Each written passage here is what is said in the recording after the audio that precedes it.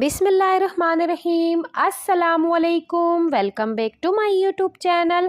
आपके अपने channel the Kolachi test में आप सबको खुश आमदीद कहते हैं वीवर्स, आज मैं आपके साथ मज़ेदार सी दाल पालक की रेसिपी शेयर करूंगी।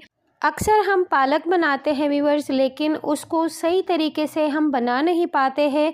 जो पालक का टेस्ट होता है वो उसके अंदर रह जाता है, तो हमसे सही नहीं बन पाती है पालक की रेसिपी। तो आज मैं आपके साथ ज़बरदस्त सी दाल पालक की रेसिपी शेयर करूंगी। किस तरह से पालक को भूना जाएगा, किस टाइम पे इसके अंदर दाल ऐड होगी, पूरी डिटेल वीडियो है वीवर्स।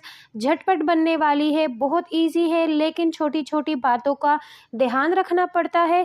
तो चलिए व्यूअर्स, ये मज़ेदार सी रेसिपी आपके साथ शेयर करते हैं। फ़र्स्ट ऑफ ऑल तो तकरीबन 1.5 कप के करीब हमने चने की दाल ली है। इसको हमने 4 घंटे पानी के अंदर सोक कर लिया है। सोक करने के बाद इसका